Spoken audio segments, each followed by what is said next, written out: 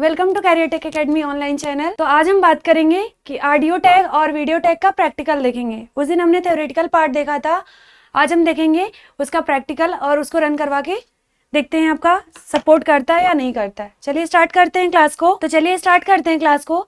सबसे पहले हम देखेंगे ऑडियो टैग का प्रैक्टिकल। यहाँ पे हमने जो फाइल बनाया है इसको हमने ओपन कर लिया।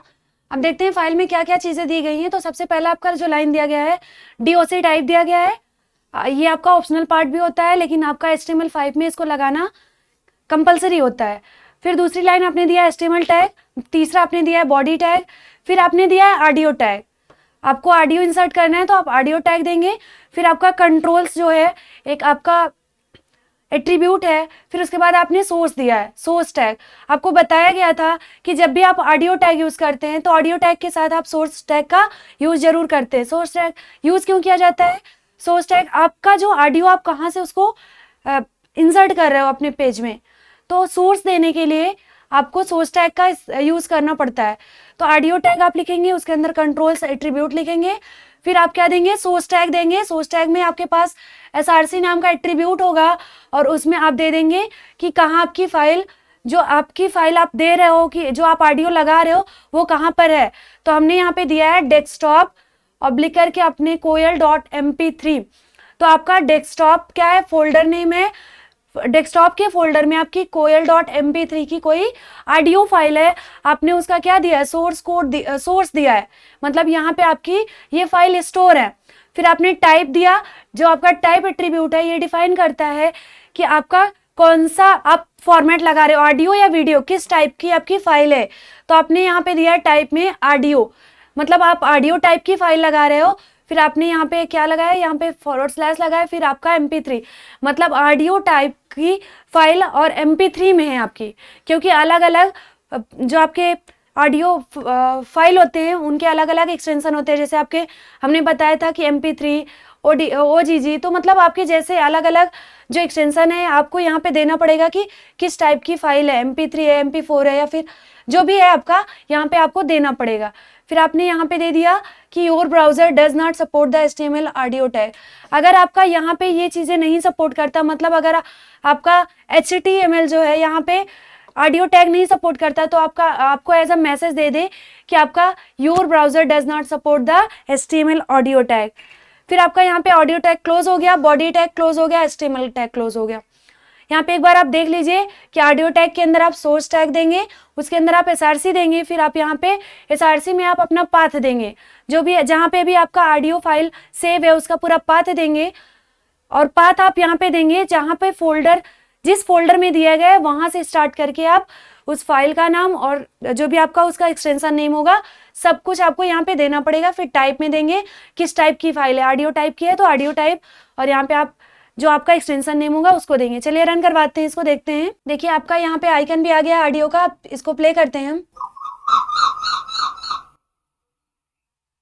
तो यहाँ पे आपने देखा कि आपका ऑडियो टैग यहाँ पे रन कर रहा है।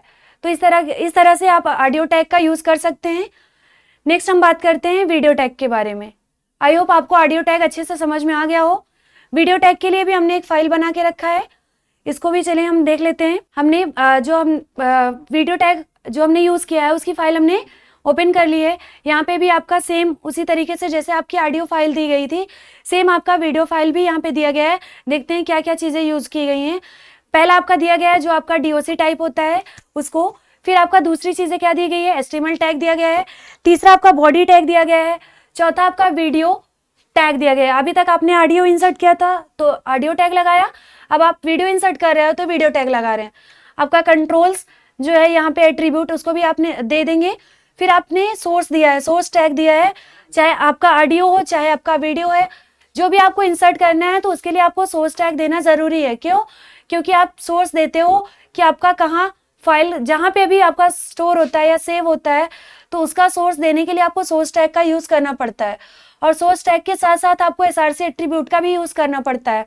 तो आप सोर्स टैग लगाएंगे, SRC लगाएंगे इक्वल टू आपका फाइल जहाँ पे भी सेव है।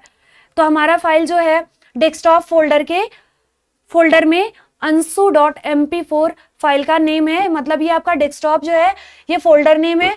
फिर आप क्या करेंगे, फोल्डर नेम और फाइल नेम को सेपरेट करेंगे / से। फिर आपका यहाँ पे ansu.mp4 जो आपका है, ये आपका वीडियो फाइल का फाइल नेम है। यहाँ पे ये फोल्डर नेम है और ये फाइल नेम है। फिर आप स्पेस देंगे, दूसरा एट्रीब्यूट लगाएंगे टाइप में बताएंगे, जैसे अभी तक आपने ऑडियो टैग यूज किया था तो मतलब किस टाइप की फाइल है। अभी तक आपने टाइप में ऑडियो लगाया था, अब यहाँ पे क्या लगाए हैं, वीडियो लगाए हैं। और आपने MP4, आपका वीडियो MP4 टाइप का है, तो यहाँ पे आपने जो भी चीजें दे दिया है, किस टाइप की फाइल है, आप यहाँ पे उसको दे देंगे। फिर आपने फिर से यहाँ पे एज अ मैसेज दिया है कि अगर आपका वीडियो टैग नहीं सपोर्ट करता है आपका HTML, तो यहाँ पे आपको एज अ मैसेज दे दे your browser does not support the HTML video tag. तो आपका मैसेज आ जाए कि आपका जो ब्राउजर है वो HTML वीडियो टैग नहीं सपोर्ट कर रहा है। यहाँ पे आपने वीडियो टैग क्लोज कर दिया, अपनी बॉडी टैग क्लोज किया और HTML टैग क्लोज कर दिया। अब रन करवा के दिखाते हैं इसको, आपको ये रन करता है या नहीं। ये देखिए आपका वीडियो भी प्ले हो रहा है यहाँ पे।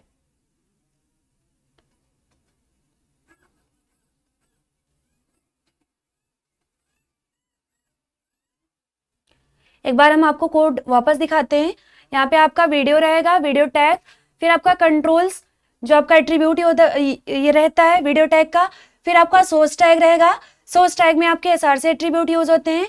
उसकी वैल्यू में आप जहाँ पे भी आपका वीडियो फाइल सेव होगा आप उसका पाथ दे देंगे। फिर टाइप में आप किस टाइप की फाइल यूज कर रहे हैं उसको दे देंगे। फिर यहाँ पे जब आपका नहीं सपोर्ट करता है वीडियो टैग, तो आप एज अ मैसेज दे देते हो कि your browser does not support the HTML video tag. फिर आपका video tag close, body tag close, HTML tag close. फिर से हम एक बार आपको रन करवा के दिखाते हैं इसको। आप देख पा रहे हैं कि आपका वीडियो प्ले हो रहा है यहाँ पे।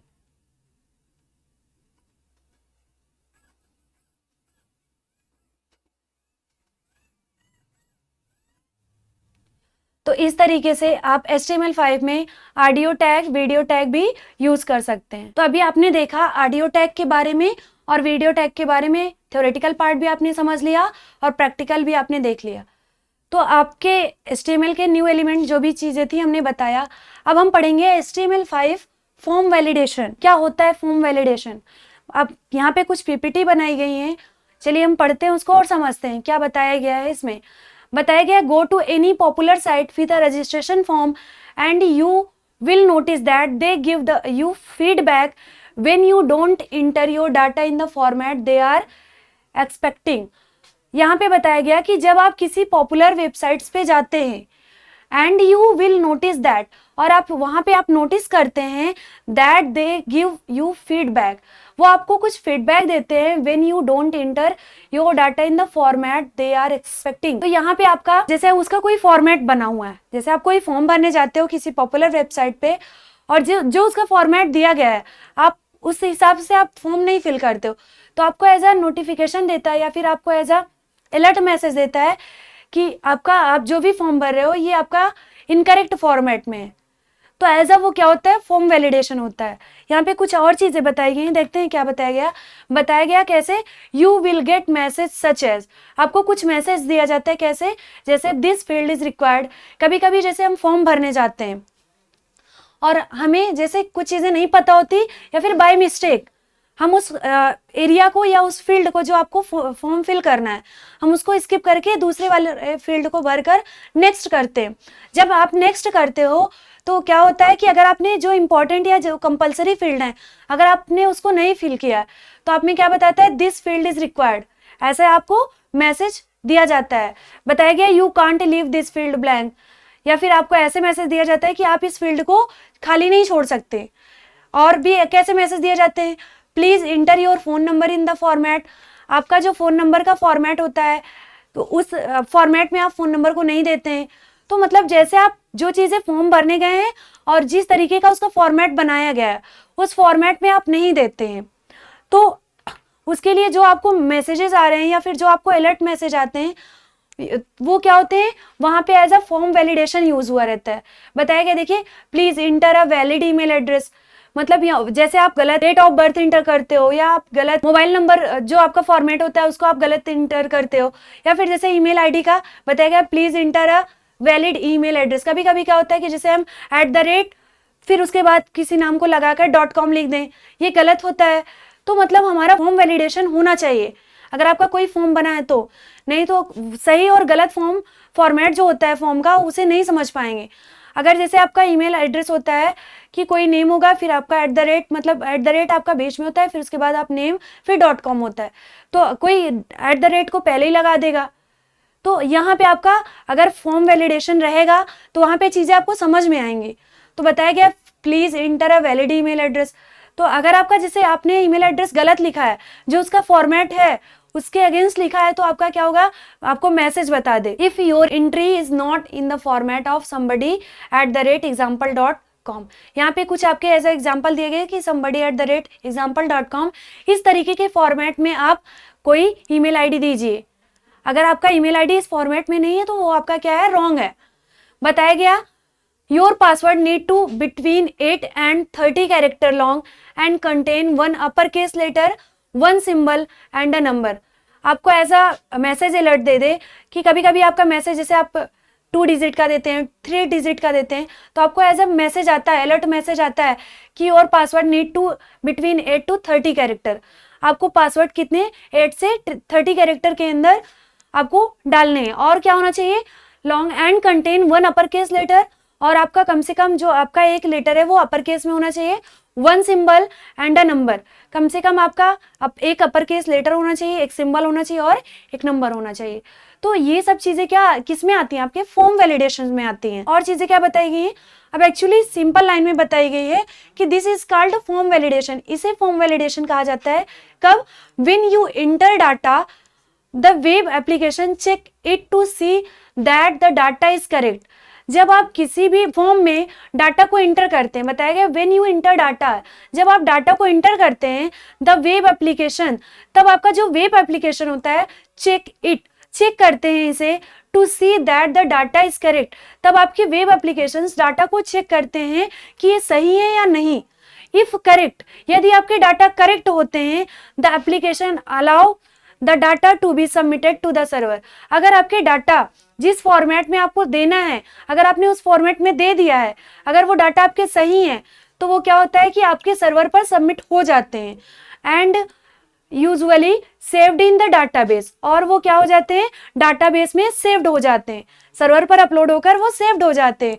इफ नॉट, यदि आपका जो फॉर्मेट दिया गया है उससे वो मैच नहीं करते हैं, it gives you an error message, तब वो क्या करते हैं, आपको एरर मैसेज देते हैं explaining what correction need to be made. मतलब वो आपको एक्सप्लेन करते हैं कि आपको क्या सही करने की जरूरत है। फॉर्म वैलिडेशन भी implemented in a number of different veg.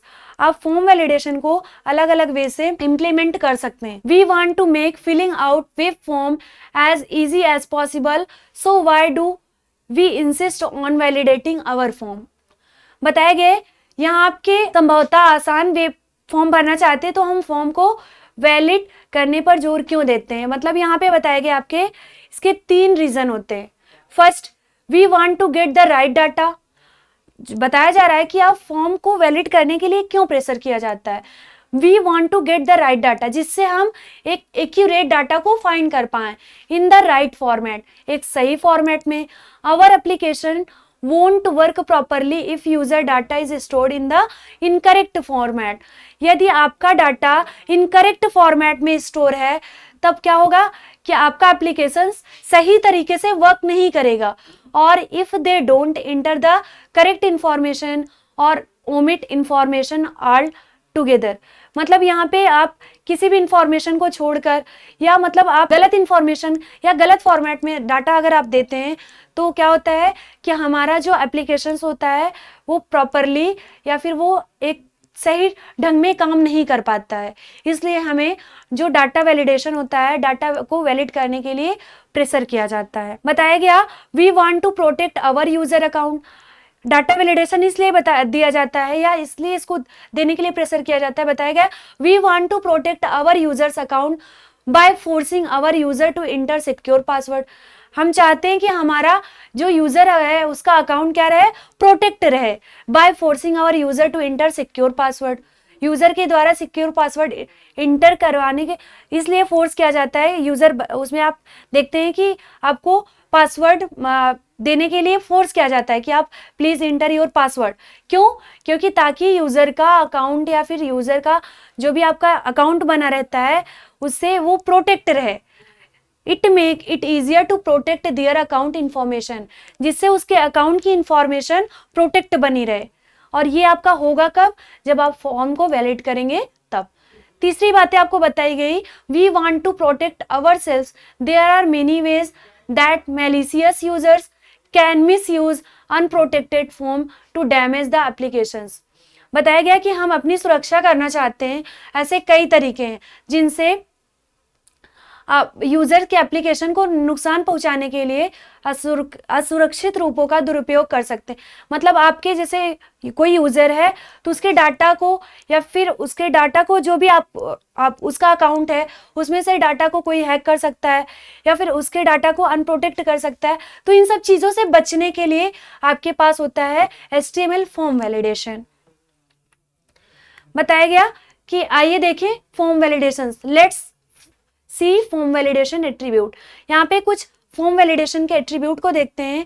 बताया गया the simplest HTML5 validation feature is to use is the require attribute. यहाँ पे सबसे ज्यादा यूज होने वाला फॉर्म वैलिडेशन में सबसे ज्यादा यूज होने वाला आपका रिक्वायर एट्रीब्यूट है। बताया जा रहा है if you want to make an input mandatory you can make the element using this attribute. अगर आप किसी फील्ड को चाहते हैं कि कोई भी यूजर या जो भी आपके विजिटर हैं या जो भी हैं उनमें से उस फील्ड को छोड़कर कहीं नहीं जा सकते। जैसे सपोज करिए कि आपकी जैसे DOB है, डेट ऑफ बर्थ है, या फिर आपका यहाँ पे